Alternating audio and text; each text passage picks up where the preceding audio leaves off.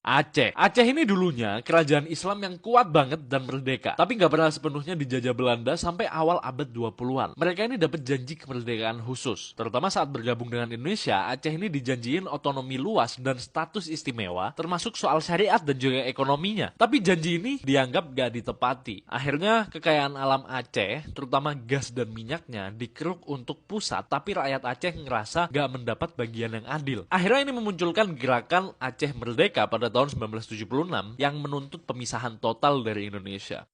Papua ini, terutama Papua Barat, tadinya bagian dari Hindia Belanda. Tapi Belanda ini nahan wilayah ini setelah Indonesia merdeka. Dan pada tahun 1969, adanya kontroversi penentuan pendapat rakyat atau PPRA ini tadi digelar untuk nentuin gabung atau enggaknya ke Indonesia. Dan sebenarnya ini dinilai tidak adil dan manipulatif pada zaman itu. Dan juga ini adanya perbedaan etnis dan budaya yang dimana orang Papua itu punya identitas ras, budaya, dan sejarah yang sangat berbeda dari mayoritas Indonesia. Dan akhirnya ini lahir gerakan seperti OPM, yaitu Organisasi Papua Merdeka yang ingin kemerdekaan penuh. Dan juga kita udah nemu 20 sejarah yang disembunyikan dari buku sekolah kalian. Dan ini ada di e-book kita, di 20 sejarah yang disembunyikan dari buku sekolah. Dan kita bongkar tuntas sejarah-sejarah yang disembunyikan. Linknya ada di bio kita, dan kalau di YouTube ada di deskripsi. Kita tutup aksesnya hingga tanggal 27 Juli. Buruan beli sekarang. Maluku Selatan, yaitu banyak warga Maluku juga, khususnya Kristen Ambon, merasa lebih dekat secara politik dan militer dengan Belanda pada saat itu. Mereka ini khawatir dijajah oleh mayoritas di Indonesia, Jawa atau Muslim, yang merasa lebih aman dalam sistem federal. Akhirnya pada tahun 1950, mereka mendeklarasikan RMS, yaitu Republik Maluku Selatan, dan menyatakan merdeka. Tapi gerakan ini kemudian diberantas oleh militer Indonesia, tapi sampai sekarang pendukung RMS masih aktif di luar negeri, terutama di Belanda.